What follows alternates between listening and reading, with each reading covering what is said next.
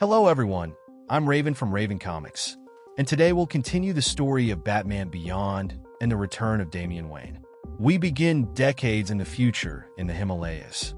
Someone is climbing up to a tower, and everyone inside is shouting his name, Zero. A figure appears before the crowd and mentions that the task is complete. At the same time, he puts on the hood we had previously seen Damian Wayne wear. Zero is here. At last, their destiny is theirs to define. After years of oppressive rule, they're who they once were. Now they have been restored, and all of this is thanks to Master Zero. Daru approaches him and says his cloak is stained with blood, urging him to wear his own. Zero thanks him. The infidel who sought to rule them is gone. The demon's bastard son is no more. Now, they will embrace the future and move forward. And even more importantly, for the first time in years, the wishes of their true master, the great Ra's al Ghul, will be honored. Meanwhile, we catch up with Terry, the Batman of the future. He was dealing with the Slamjackers, whom he tells they should have known better. They weren't dealing with a substitute. They were dancing with the real one. The best, the only, the true and authentic Batman has returned. Terry asks if they realize what that means. The Slamjackers aren't about to back down. They outnumber him after all. Batman gets ready for battle. His comeback is certified. Without a doubt, 100%. The Slamjackers have seen enough. The best option is to retreat, but before they can, the Batman of the future makes them crash into each other.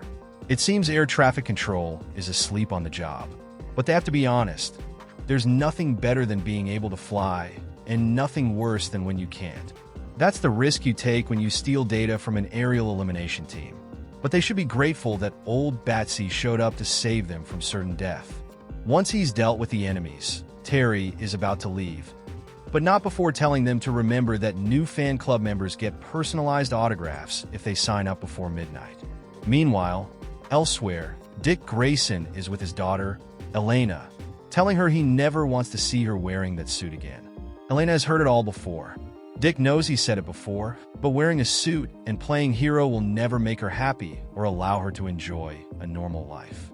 Elena may seem like she knows all this, but Dick tells her no, she doesn't. He knows it.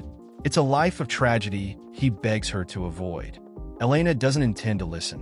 What about what she wants? After all, this is her life. She's heard enough and decides to leave. Barbara tells Dick it's time to let her go. He has to let his daughter be the woman she wants to be. Dick can't. He promised her mother he wouldn't. Barbara tells him that unfortunately, she's no longer here. He has to support Elena in her choices. Barbara goes to Elena and tells her she's always considered her the daughter she never had. Her father was raised by a man consumed by tragedy. Bruce chained him to a life without peace or rest, and all Dick wants is what's best for her. It's true she wants to be Batwoman, and Barbara knows that's who she really is. So, Barbara promises to help her make it a reality. Elsewhere, Terry tells Bruce Wayne he doesn't get it. Why are they moving cities? Bruce tells him that the Batcave was destroyed by Blightmat, so they can no longer stay there. Terry asks what will happen with his extracurricular activities. Bruce tells him that Batman's activities will be justified. Now, he has to activate the nullifying screens. These screens project false wall images around the Wayne building so no one can see them coming or going. What Terry sees is incredible. This must be some urban Batcave. Though his brother Matt tells him this isn't a Batcave anymore, it's more of a Batsuit. Matt knows something feels off about all this. The tower is surrounded by other towers.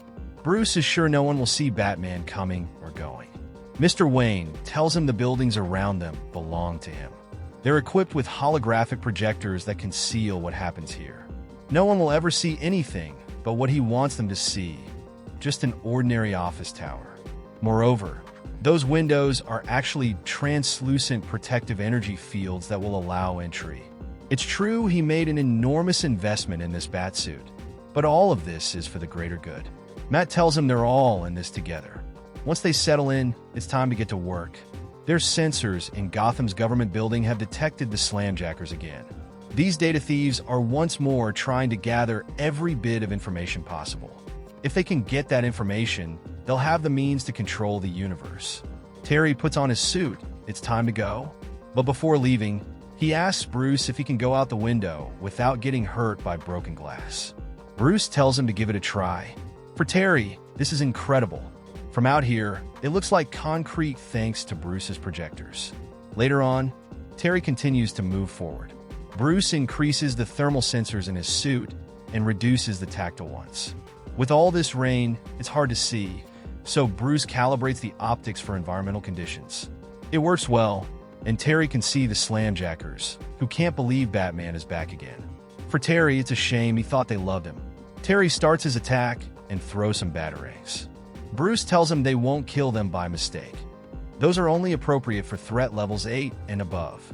After the batarangs hit their mark, Terry tells them that after all that's happened, he's going into full maximum action to ensure he's never victimized again. Bruce tells him he's not authorized to use that level of force on non-powered individuals. He needs to tone it down. Terry says he got all the authorization he needed when his life and identity were taken by Falseface. It's time for all this scum to know who Batman is. Terry continues his attack when Bruce tells him to move. The sensors have detected someone behind him. Batman doesn't manage to move in time, and someone with a claw grabs him. The one responsible is Goliath, who flies off with him. Terry knows this is Damian's dragon friend. But the question is, why is he here? What does Damian's beast want?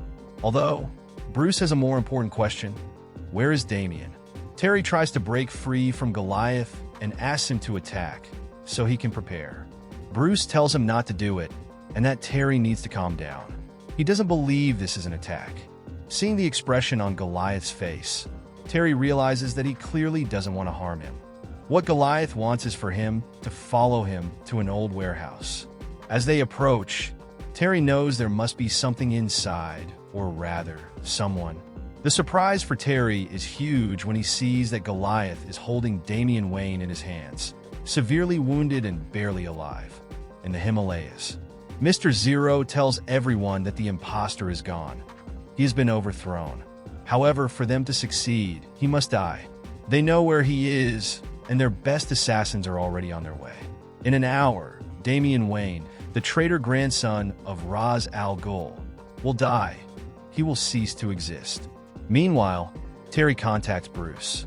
He needs to alert the hospital and let them know they're on their way. Damian needs help, and he needs it right now. Bruce tells him to forget the hospital and bring him to this location. Batman doesn't want it because Damian is severely wounded. He needs a doctor. Bruce tells him that the recovery chamber will do the job. It will diagnose and treat him faster than any living human could. It seems like this is the best option. After all, there's no way Bruce would risk his own son's life, so they head there. They are 50 seconds away when they are suddenly attacked by the League of Assassins. Batman wasn't alone, and Goliath tries to protect his master. Batman tells him to calm down because they need to plan this out. While Batman takes care of all of them, he asks Goliath to take Damian to Wayne Tower. He'll cover them. The problem is the dragon doesn't know the way, so Batman has to guide him. Of course, he will, but first he has to take down the League. Though it seems he's underestimating them because they're the best assassins in the world. Even his progress is halted as Batman is knocked down. Now he's asking the question, what exactly is he dealing with? Bruce tells him they're the League of Assassins, Ra's al Ghul's enforcers in his time. Well, this is getting too complicated, and Terry asks for help, maybe Batwoman. The fight continues, and it seems like no matter how many he takes down, more keep showing up. Goliath has to deal with as many as he can while protecting Damian Wayne at the same time. The League of Assassins is getting tired as well, so they order that they be killed immediately. Matt knows there are too many of them and tells Bruce they're going to be overwhelmed. Bruce knows, and he hoped he'd never have to use this, but it's the only way he can save them. From the hideout, he activates heavy weaponry. He knew this day would come when they moved here. He planned this as a non-lethal defensive station for everyone in Gotham in an increasingly dangerous world. He didn't expect to have to use it so soon, but that doesn't mean he's not damn glad to have it. The heavy weaponry activates and starts firing at everyone from the hideout. Now, while helping Terry, he tells him to move. He's got his back covered. Batman has never had covering fire before. At the moment, he's liking how all of this sounds. Once they advance and are about to reach the building, Terry sees another problem. He's not sure about entering because people will see them. Bruce activates the 3D holographic images surrounding the building. Extremely meticulous cloaking technology. The projectors create a false exterior with sensor coders, thus completing the illusion. Anyone watching will be completely deceived by what they see. And finally, after advancing, they reach the building. Even the League of Assassins has no idea what just happened. For them, it's as if they disappeared from the city. Goliath immediately takes Damian to his father. The latter asks him to place Damian in the recovery tank. He must hurry. Bruce asks Goliath to calm down. He knows he's worried, but this is the only thing that can save him. Batman says Goliath seems a bit skeptical, but Bruce says it's more like something reasonably certain. Theoretically, the healing fluid is better than anything the hospital can offer him. Terry is still amazed that Bruce had this batsuit. Bruce tells him it had been on the drawing board and under silent construction for years, all while the world developed and technology progressed. He knew that Batman's arsenal would need an upgrade. And with that, how is the recovery going? Well, Damian lost a considerable amount of blood, but his internal damage is minimal. This should be enough to revive him and bring him back to consciousness so he can speak. They need to know why the League of Assassins wants to kill him. Continuing with the recovery, it seems to be going well, and all of it is thanks to a couple of key components from the Lazarus Pit. Suddenly, Damian Wayne wakes up and grabs the Batman of the future by the throat. Terry, of course, doesn't want to fight, but if that's what he wants, then fine. Goliath starts to get agitated. Matt steps in and tells Goliath to stay calm because Terry won't hurt him. He promises. Damian punches Batman of the future, but his father arrives to stop him. Damian asks Bruce to take his hand off him. Bruce won't. He's home and has nothing to fear. He's with his family. Damian can't. What he wants is to sort out his thoughts. Bruce asks him what happened. Why does the League want to kill him? Damian says a sworn lieutenant of his grandfather named Zero, loyal to him and all his ways, has exiled him. He wants to kill him. When Damian tried to establish his way, Zero overthrew him. He wants to implement his grandfather's most extreme ideas, which would leave Earth devoid of life. Terry doesn't understand. Why would anyone want to destroy the Earth? What kind of world are they going to live in afterward? Damian tells him it's because he won't be staying on Earth. He and his men will leave in order to reshape the world for their return. The retreat in the Himalayas is not just a home. It is a great technological achievement. It's a launch platform that will take Zero and his followers into space. From there, they will inspire a new ice age that will sweep across the globe, extinguishing most of the life on Earth. Only then will they achieve their goal of a purified Earth, which they will develop as they see fit.